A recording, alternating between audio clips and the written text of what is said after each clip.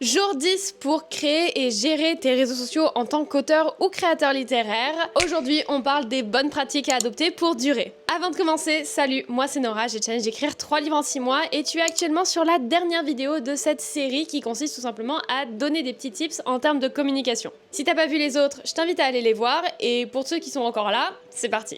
Créer du contenu, c'est un marathon. Tu dois garder ton énergie et pour ça, il y a quelques bonnes pratiques que tu peux adopter. La première, c'est de planifier des pauses. Prends-toi des vacances, lâche les réseaux sociaux, supprime-les pendant 1 à 2 semaines, juste respire. Je sais que c'est compliqué quand créer du contenu, ça devient littéralement une seconde nature, mais vraiment, il faut le faire. Il faut se détacher de notre image médiatique pour vraiment se recentrer sur notre personne, le monde réel. Détache-toi des réseaux sociaux de temps en temps, ça peut te faire le plus grand bien et ça peut te faire revenir avec encore plus d'idées.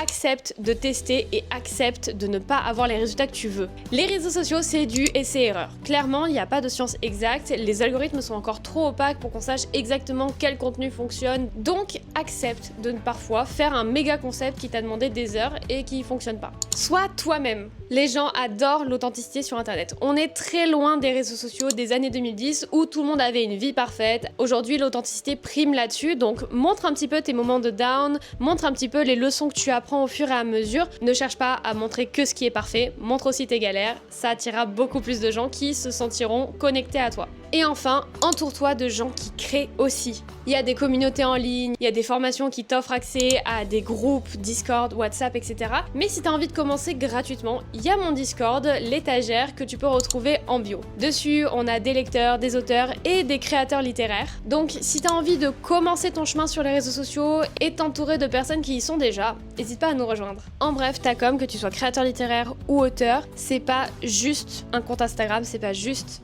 un compte TikTok. C'est l'image que tu renvoies, c'est la vibe que tu dégages, c'est pourquoi les gens te connaissent. Donc c'est important selon moi de modeler cette seconde identité pour qu'elle te corresponde le mieux.